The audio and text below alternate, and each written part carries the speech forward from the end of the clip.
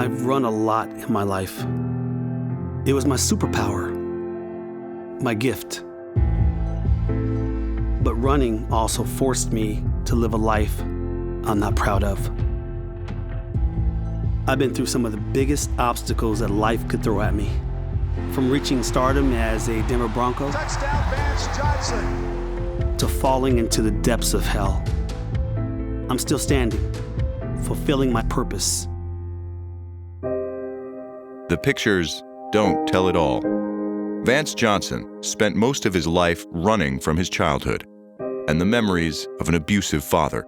I remember being about 4 years old, and my mom and dad were arguing with each other, and my father just reaches over and smacks my mother in the mouth. And I saw blood just go all over the windshield. And my sister and I were traumatized. We were in the back of the car just screaming and crying.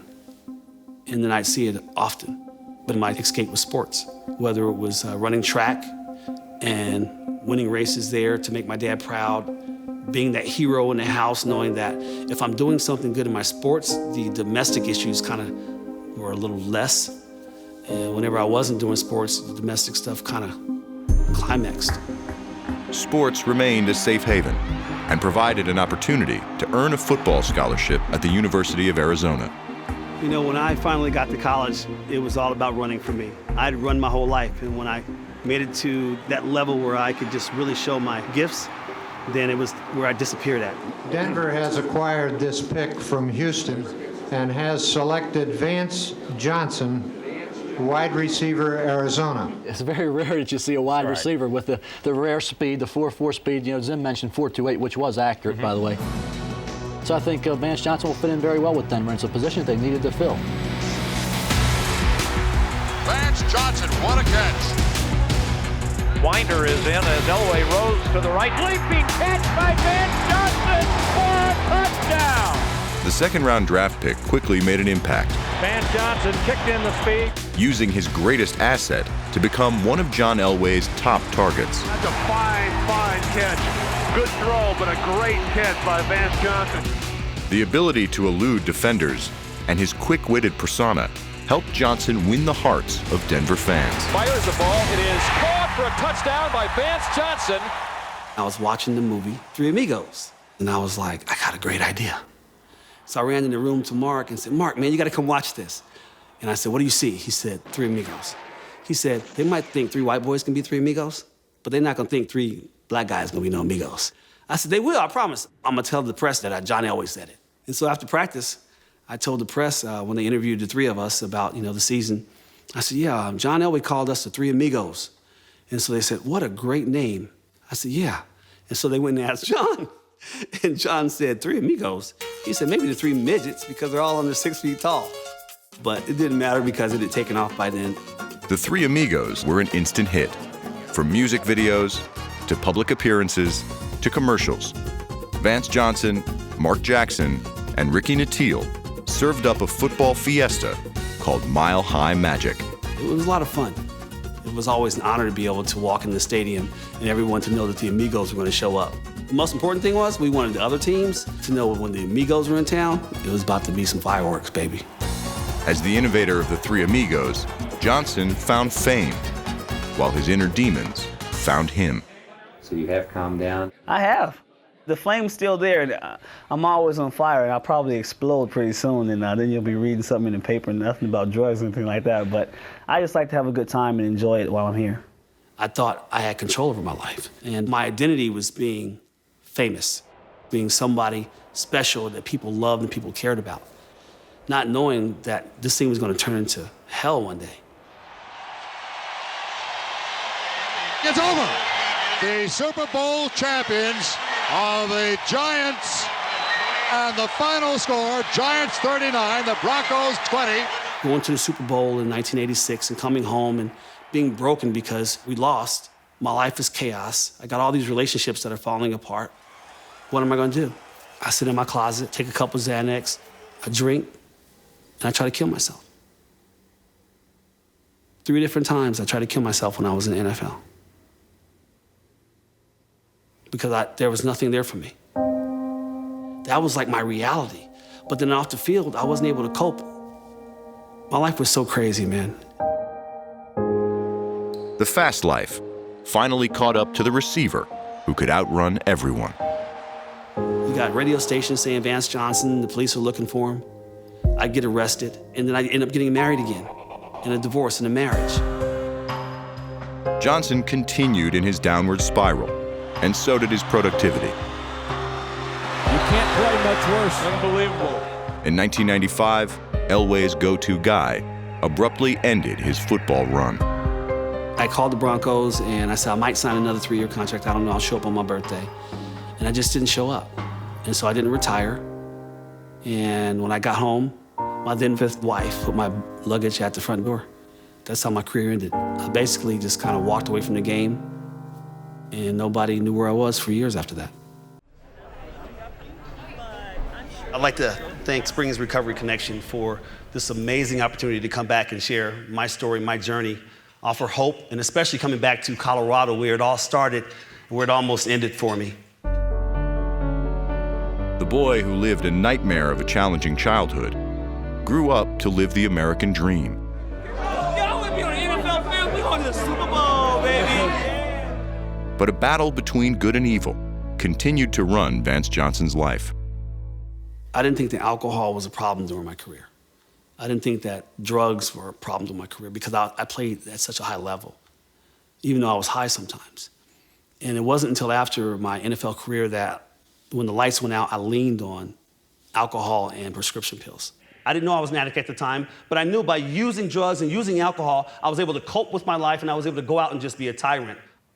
You know, I got married over and over again, a total of 7 times, guys. Because I didn't know how to navigate a relationship, so I would just get a divorce whenever an argument started. I'd be out with friends and they'd say, the only people at the dinner table not married is you two. And this was just a girl that I just met. Let's have a wedding. So we'd go to some judge's house at 3 o'clock in the morning and have a wedding. I wake up high, look over at her, say, are we married? So then we get a divorce. And this life that I'm living is just complete chaos, man. And so because of the dynamics that I grew up in and around, I wasn't able to navigate relationships. I wasn't able to navigate life. And so I just made a really bad name for myself. One day I went to practice, and while I was in the shower, a couple of my teammates had told me that they had had affairs with my wife. I was so angry that I went home and I pushed her across the bed and she hit her head on the closet door and I thought she was dead. She wasn't breathing. And finally, after going to the toilet and dumping water in her face, she breathed. And you know, by that time, I wished that she was actually dead because I couldn't believe that she was cheating on me. Now, my mother didn't deserve to get beat on, but I felt like this person, what she did to me, she deserved to be abused. I already got myself in a lot of trouble. So I went on the Oprah Winfrey Show to literally apologize to my ex-wife for being so abusive to her. Johnson's remorse was real. So was his alcohol addiction. His life was spiraling out of control. And in 2007, a phone call sent him over the edge. It was about 10:30 in the morning, and my first wife called me, and she said, our son is dead. And I was behind the bar in the restaurant, and I said, what? She said, Vaughn is dead. A drunk driver ran a stop sign and killed him. And so I picked up this bottle of Patron and I just started drinking. And literally for 2 years, I used myself into a coma. It was probably the lowest of my life. And I remember trying to go to the bathroom sometimes and I would be drinking again. And I'd be so drunk, I'd be throwing up blood. I'd piss in this cup and lay it on the side of the bed because I couldn't make it to the bathroom. And I'd wake up in the morning and I'd look over for the tequila. And then I'd pick that cup up thinking that was tequila and I'd drink it and it was urine. I'd throw it up on the floor. I would still be screaming at my mother and father, blaming everything on them. So my life is just spiraling out of control with addiction. But the turning point was when I knew that God had a plan for me. After all these years of domestic issues and addictions, in the height of my career and touchdowns and Super Bowls, and that it was all for nothing. I realized that, no, it was all for a purpose. I didn't even know where he was the first time, so I walked around this graveyard for hours looking for him. It was so surreal to me that I remembered him being buried, but I was high. And so I never thought, there he is right there.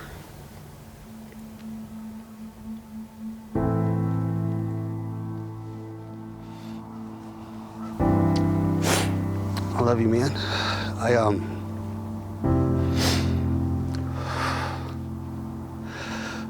I just wanted to come out here and tell you that I kept my promise. For the rest of my life, all I want to do is just travel around this country and just offer hope. And because my addiction took me away from you and your brothers and sisters, I have a story now that I can tell people. My why I'm sober, my why I'm clean, my why I wake up every day. Hope that people will listen to me so I can be a part of breaking the stigma, that people don't have to die in their addictions. They don't have to be ashamed to talk about it. And there's so many of us athletes that people look up to, and they cheer for us by the tens and thousands. And whatever we do, they want to idolize and worship. And so that's why I get this platform now to offer hope to everyone. And like I said, by the grace of God, I'm able to do that now for the rest of my life. Every single person here that is struggling with addiction, that is walking sober from 1 day to 30 years or whatever, this is your job to go out and save somebody's life. Tell them to follow you. I just want to say thank you. Well, you know what? She's gone, so don't let her death be in vain, okay? Yeah. You go save some lives. Thank you. All right, sweetheart? Thank you. All right, God bless you. You're very inspirational. Yes, ma'am. To the kids. Thank you so much. Thank you. My son is my wife. And so it was only, again, by God's grace that I lived. Because even though I'm sitting here and I'm crying while I'm talking to you, I got so much joy inside.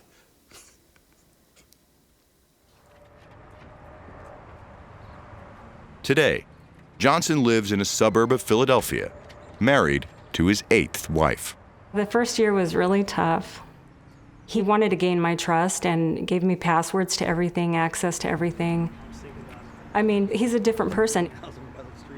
He is very loving to everybody he meets. Walking clean too, huh? Yep, 18 days. 18 days? I never turn him back. That is so cool, man. 18 days? Yep. He didn't give up, and I think it was a lot of the reason that he's got this passion to help people today. And I think that's one of the reasons that he keeps going. The man who once ran the streets of Denver now moves at a slower pace. One that is helping him outrun his past, one step at a time, one day at a time. There's no good in who I used to be. And so for every person that's listening that wants to have change, I'm proof that it's possible.